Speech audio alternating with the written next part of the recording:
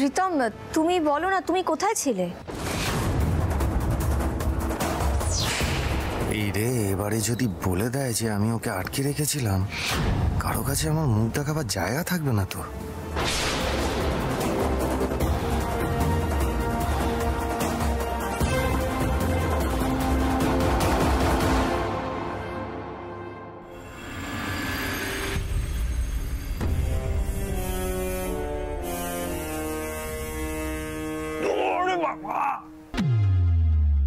চা লেগেছে না, এখনো ব্যথা করছে। না এক্সাইটমেন্টে বাথরুমে যেতে গিয়ে একদম হুড়ুম করে পড়ে গেছি। ডান পাটা এত মোচড় লেগেছে না, ঠিক করে হাঁটতেও পারছি না।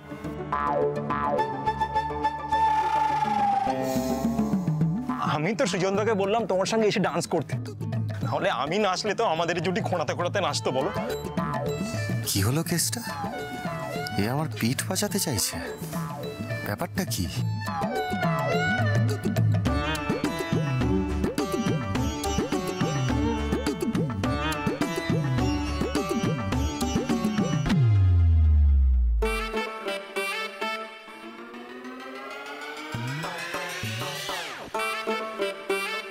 হয়নি রে, হয়নি।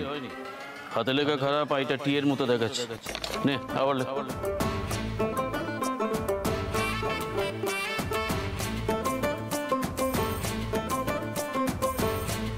কি হলো? লেখ কি হচ্ছে বলুন তো স্যার? এটা কোনটা? এমন কেন করছেন স্যার আপনি? একবার বলছেন যে ফরম্যাট ঠিক নেই, একবার বলছেন যে বানান ভুল, একবার বলছেন যে হাতের লেখা খারাপ। স্যার আমরা কি ওদের আটকাবো না? কেন আটকাবি? কেন মানে? আরে এতক্ষণ তো সেই জন্যই এত কাণ্ড করছি।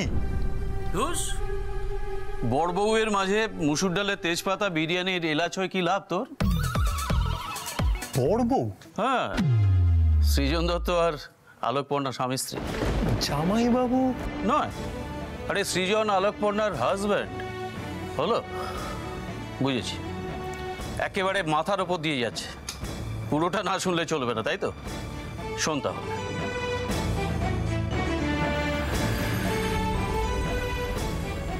স্যার, পর্ণা আমার স্ত্রী। আমরা সবাই মিলে প্রাণপণ চেষ্টা করছি ওকে বাঁচানোর। আমাদের একটা মেয়ে আছে, খুব ছোট। ও অনেক আশা করে বসে আছে যে ওর মা ওর কাছে সুস্থ হয়ে ফিরবে। স্যার প্লিজ প্লিজ একবার চেষ্টা করুন, দেখুন না যদি কিছু করা যায়। ও স্যার, স্যার ওয়াও, দিওয়ানা হতো সৃজনদা জেসা। কিন্তু স্যার এইগুলো আপনি আমাকে আগে বলবেন তো। স্যার আমি কিন্তু আপনাদের সাথে আছি, অন্য কারণ ভালোবাসায় ভাঙচি দেবো তেমন ছেলে আমি নই।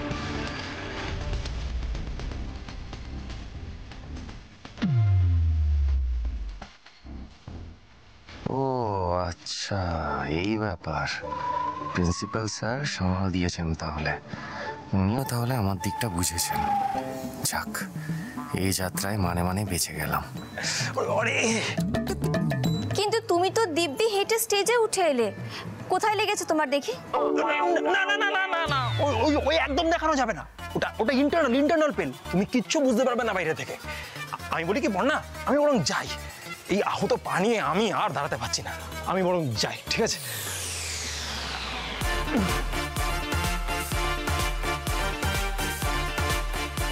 কিন্তু প্রশ্ন তো পায়ে ব্যথা নিয়ে নয়, প্রশ্ন হলো ও কেন নাচবে? রিতমের জায়গা অন্য কেউ নাচতো, এত স্টুডেন্ট আছে, ও কেন নাচলো? আর স্টুডেন্টদের ফাংশনে আজকে বাড়ির লোক কেন নাচবে? এটা কি নিয়মের মধ্যে পড়ে?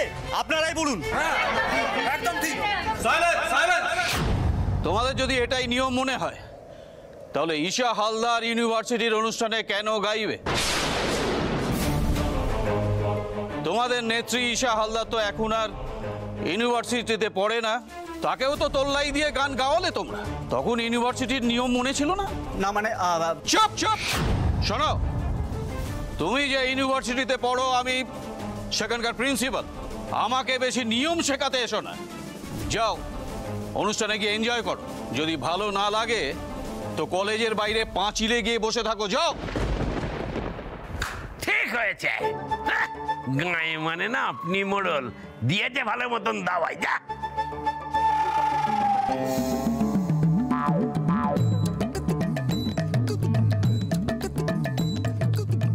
You sir. এই থাক থাক থাক থাক থাক।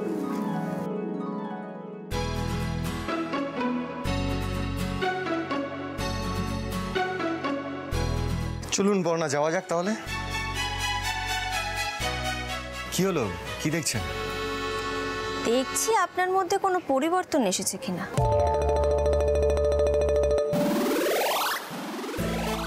পরিবর্তন পেলেন নাকি? আপনি তো বেশ ঘোরের লোক মশাই। রিতম ডান্স করতে পারলো না বলে, ওর পায়ে লেগেছে বলে আপনি সোজা স্টেজে উঠে ওর জায়গায় নেচে ফেললেন আমার সঙ্গে। এই বিষয়টাতে না আমার একটু সন্দেহ হচ্ছে। সন্দেহ? আরে কি বলছেন, না না, ব্যাপারটা ওরকম না। আসলে ইউনিভার্সিটিতে আবার আসার পর না মনটা একটু ফুরফুরে হয়ে গেছে, নিজেকে কন্ট্রোল করতে পারিনি, তাই ভাবলাম একটু নেচে নিই আর কি। বুঝলাম। হ্যাঁ, সে যাই হোক, নেচেছি ভালো তো, তাই না? আর নবীন বরণে আপনার নামও ডুবতে দিইনি।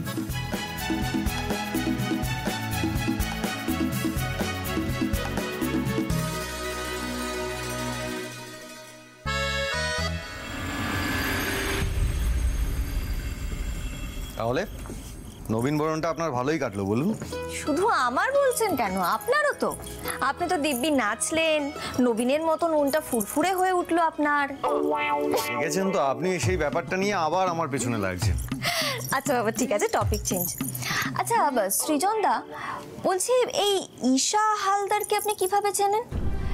মানে ও ইউনিয়নের নেত্রী হতেই পারে, কিন্তু ওর হাব ভাবটা না আমার খুব একটা ভালো লাগলো না। তাছাড়া প্রথম দিনে সে আমাকে কিভাবে টার্গেট করে ফেলেছিল। ও তোমাকে অনেকবারই টার্গেট করেছে বর্ণা, আর যতবার টার্গেট করেছে তুমি প্রত্যেকবারই ওকে মাত দিয়েছ। আমি জানি তুমি এবারেও পারবে। সৃজন দা, কি ভাবছেন? বললেন না তো আপনি ঈশাকে কিভাবে চেনেন? না, আসলে ব্যাপারটা সেরকম নয়। তবে আপনি একটা জিনিস ঠিকই ধরেছেন, ঈশা মেয়েটা মোটেই সুবিধার নয়। আর এই মন্ত্রী সুকুমার হালদারকে বিয়ে করে ওনা আরো বেশি পাওয়ারফুল হয়ে গেছে, তাই এখন যা ইচ্ছে তাই করছে। বুঝলাম। যাকে চলুন গিয়ে দেখি পুটি ঘুমিয়ে পড়লো কিনা। হ্যাঁ, আমার মনে হয় ও এখন পড়তেই বসেছে, কারণ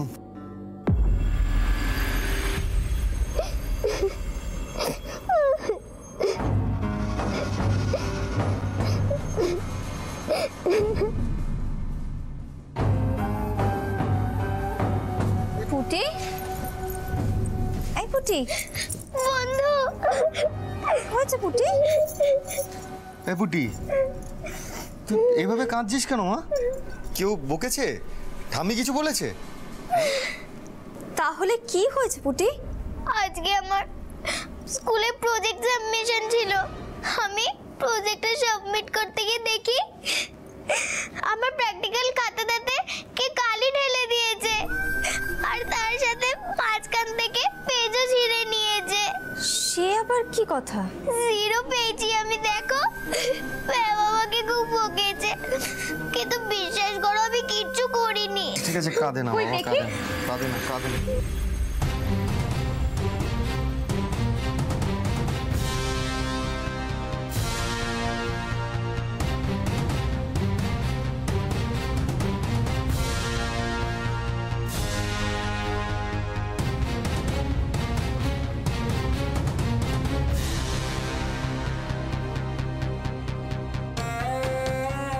ঠিক আছে মা, কাঁদে না, কাঁদে না, ঠিক হয়ে যাবে, সব ঠিক হয়ে যাবে, কাঁদে না। ইস, সত্যি তো, এইভাবে কালি ঢেলে দিয়েছে, পাতা ছিঁড়ে দিয়েছে, আঁকি বুকি কেটেছে। এগুলো আবার কি অসভ্যতা? এগুলো কে করেছে?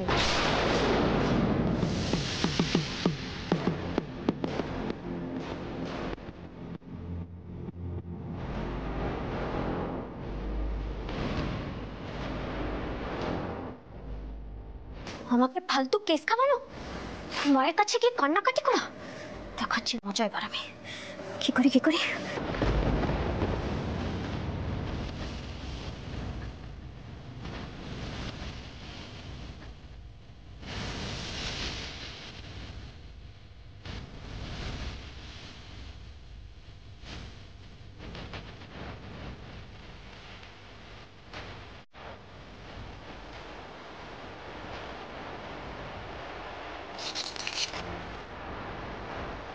এবার কি করি? কিছু একটা করতে হবে। কালি ফেলে দিই।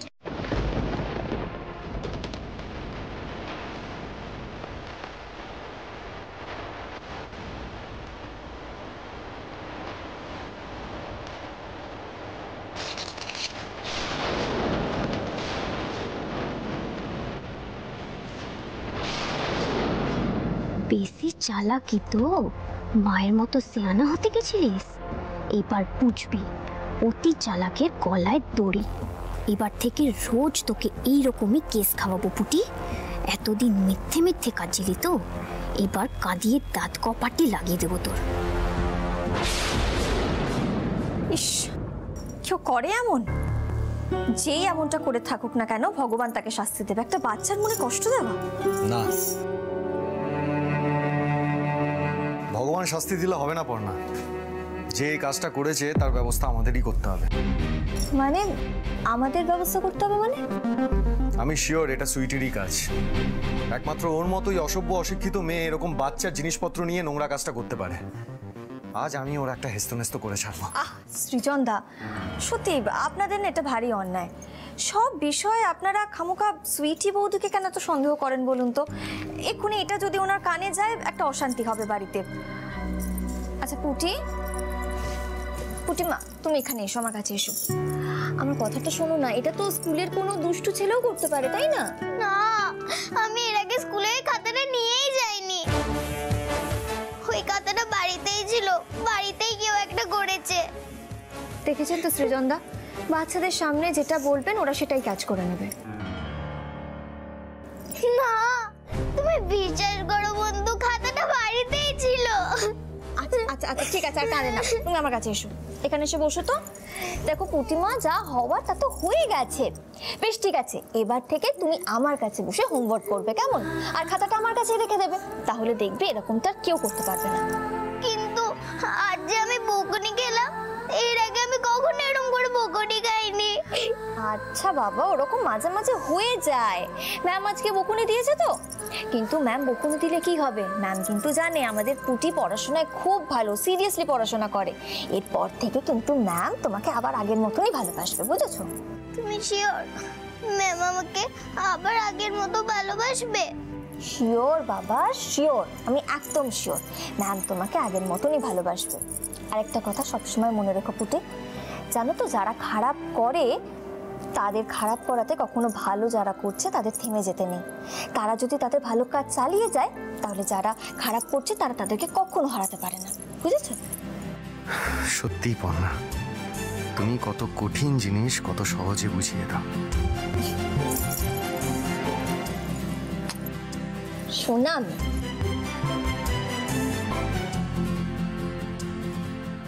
এই দেখো এবার মুখে হাসি ফুটেছে। হ্যাঁ,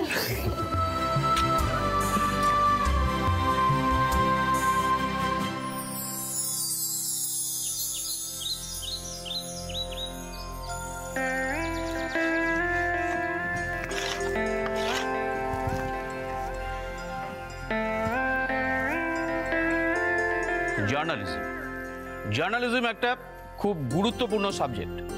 কিরকম গুরুত্বপূর্ণ? এই যে প্রতি মুহূর্তে আমাদের চারপাশে জ্ঞাতে অজ্ঞাতে বহু ঘটনা ঘটে চলেছে, আর সাংবাদিকদের কাজ হলো একটা সঠিক তথ্য জোগাড় করে একটা খবর বা সংবাদ জনসাধারণের মধ্যে উপস্থাপনা করা। আর তার জন্য কি দরকার? সবার আগে দরকার সাংবাদিকের চোখ। এখানে চোখ বলতে আমি কি মিন করছি বলো তো? হ্যাঁ আলোকপর্ণা বলো। স্যার, আমার মনে হয় আপনি কোনো ঘটনাকে দেখার দৃষ্টিভঙ্গির কথা বলছেন। একদম ঠিক বলেছো আলোকপর্ণা। একটা ঘটনা দেখার দৃষ্টিভঙ্গি একজন সাংবাদিককে সাধারণ মানুষের থেকে আলাদা করে দেয়। একজন প্রকৃত সাংবাদিক হতে গেলে রোজকার ঘটে যাওয়া ঘটনা থেকে খবর তুলে আনতে হবে তোমাদের। কোন খবর কতটা প্রযোজ্য হবে সেটাই শিখতে হবে তোমাদের। সবার প্রথমে খবর খুঁজতে হবে, যাচাই করতে হবে, তারপর সেটা সবার সামনে তুলে ধরতে হবে। আর সেই কারণেই তোমাদের আজকের ক্লাসটা থিওরি নয়, প্র্যাকটিক্যাল ক্লাস। Practical class? বেশ ইন্টারেস্টিং হবে মনে হচ্ছে। তোমাদের সঙ্গে তো মোবাইল আছেই, ওটাকেই প্রধান অস্ত্র ধরে নিয়ে রাস্তায় বেরিয়ে পড়ো।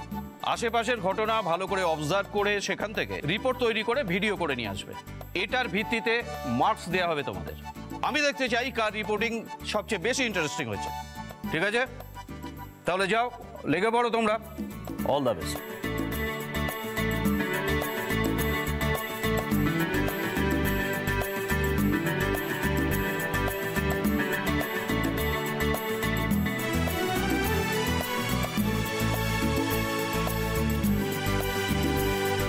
কোথায় ইম্পর্টেন্ট নিউজ পাওয়া যাবে, কোথা থেকে শুরু করব আমার প্রথম রিপোর্টিং? হেলমেট তো আপনাদের ভালোর জন্যই পড়তে বলা হয়, পড়েন না কেন? হ্যাঁ, ফাইন তো আমাকে দিতেই হবে। এই নিন, অনলাইনেও জমা দিতে পারেন। আর হেলমেটটা না ঝোলানোর জন্য নয়, মাথায় পড়ার জন্য। যান।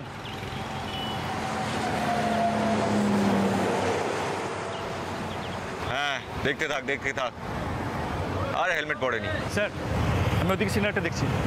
হ্যাঁ, তুমি ওদিকে দেখো, আমি দিকটা সামলাচ্ছি। ওকে স্যার, যাও। হ্যাঁ হ্যাঁ, কামেন কামেন কামেন। হ্যাঁ হ্যাঁ, তুমি নিশ্চিন্তে থাকো, আমি গ্যারান্টি দিয়েছি তো। একটি গাছ একটি প্রাণী স্লোগান তুলে সেন্টিমেন্টে এমন সুড়সুড়ি দিয়েছি না যে সবাই এমনি টাকা দিয়ে দেবে, বুঝলে? শোনো, জনসভা থেকে কি করে বিজনেস করতে হয় সেটা আমার খুব ভালো করে জানা আছে। তুমি একটা কাজ করো, যে সমস্ত পশ এরিয়ায় একটু গাছপালা কম আছে সেই সমস্ত এরিয়ায় জনসভা অ্যারেঞ্জ করো, বুঝলে? তাহলে ওখান থেকে আমদানি আরও বেশি হবে। আরে কি হলো, গাড়ি দাঁড় করালে কেন? আরে বাবা, ওয়েস্ট করার মতন টাইম তো নেই। Madam, signal. সিগন্যাল? ওসব সিগন্যালে কিচ্ছু হবে না, চলো চলো চলো। Okay madam. এই দাঁড়া দাঁড়া, এই দাঁড়া দাঁড়া বলছি, দাঁড়া। সাদা মার্সিডিজ সিগন্যাল ভেঙেছে, ধরোটাকে। আচ্ছা শোনো, একটা সাদা গাড়ি আছে, ওকে আটকাও। Okay sir.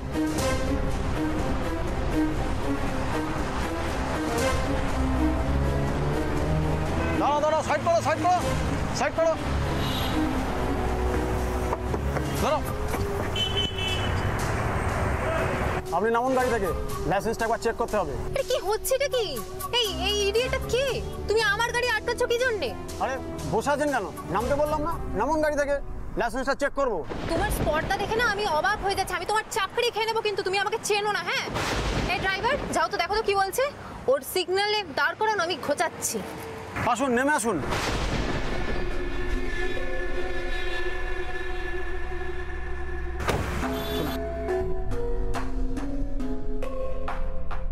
স্যারের সাথে কথা বলুন।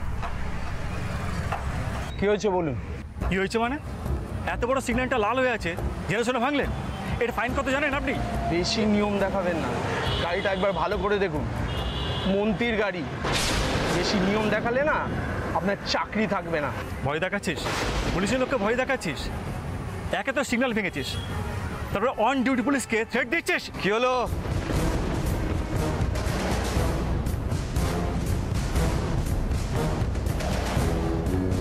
এত কথা হচ্ছে কেন?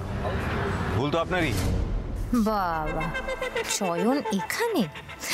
মজা হবে আজ, বেশ ঘোল খাওয়ানো যাবে।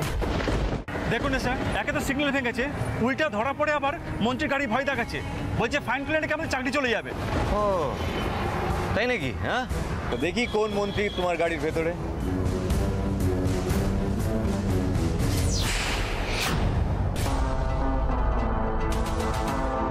ঈশা?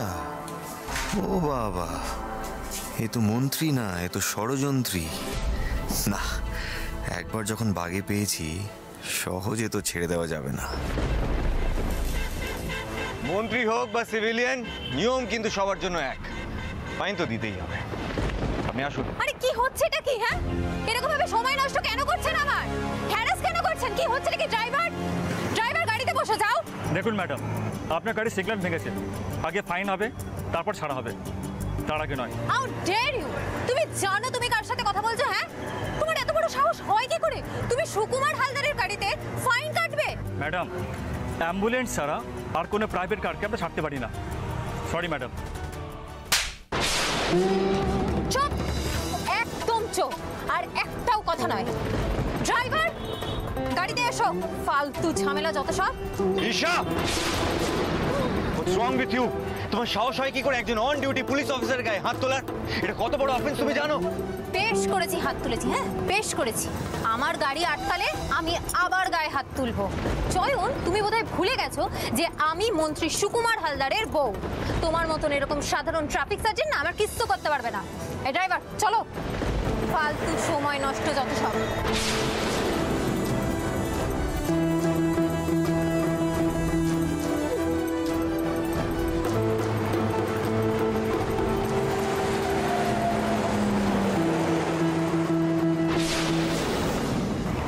স্যার, অন ডিউটি গালে চড় মেরে চলে যাবে? আমরা পুলিশের লোক কিচ্ছু করতে পারবো না? করা তো উচিত, কিন্তু কি আর করতে পারি, হাত পা তো বাঁধা। মন্ত্রীর বউ, প্রুফ ছাড়া তো কমপ্লেনও করতে পারবো না। আর কমপ্লেন করলেও বাকি কতটা কি হবে আমরা খুব ভালো করেই জানি। আর কপালটা এতটাই খারাপ যেদিকে কোনো সিসিটিভিও নেই। প্রুফ আমার কাছে আছে চয়নদা।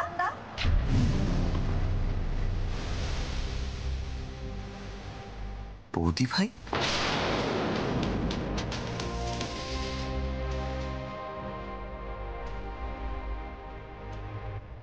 আমার কাছে প্রুফ রয়েছে চয়নদা, এই মোবাইলে।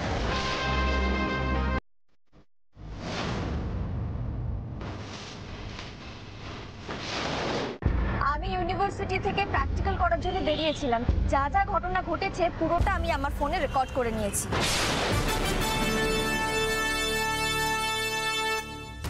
ম্যাডাম, গাড়ি সিগন্যাল ভেঙেছে, আগে চালান কাটা হবে, তারপর গাড়ি ছাড়া হবে। তুমি জানো তুমি কার সাথে কথা বলছো? তুমি মন্ত্রী সুকুমার হালদারের গাড়িতে ফাইন কাটবে? চুপ চুপ, একদম চুপ, আর একটাও কথা না। ঈশা হালদার এতটা খারাপ মানুষ? এই তো দেখছে মানুষকে মানুষ বলে জ্ঞানই করে না। ওই ঈশা হালদারের এত বড় সাহস, সে মাঝ রাস্তায় দাঁড়িয়ে ট্রাফিক গার্ডের গায়ে হাত তুলছে, ক্ষমতা ফলাচ্ছে। ক্ষমতাই জানো তো মানুষকে দিশাহারা করে দেয়। এবার শুধু দেখো ওই মন্ত্রীর বউকে আমি কিভাবে রাস্তা নামিয়ে আনি।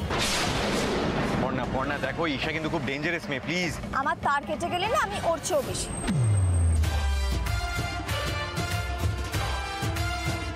পর্ণা প্লিজ একটু বোঝার চেষ্টা করো, ফোনটা রাখো। ভিডিওটা নিয়ে কি করবে তুমি? করবো না চয়নদা, করে দিয়েছি। ঈশার ওই চড় মারার ভিডিওটা আমি ইন্টারনেটের সমস্ত সাইটে আপলোড করে দিয়েছি। একবার ভিডিও দেখা শুরু হয়ে যাক, তারপরে দেখো না ওই ঈশা হালদার কেমন নিজের রাস্তায় নেমে এসে তোমাদের সবার কাছে ক্ষমা চায়। কথা দিচ্ছি।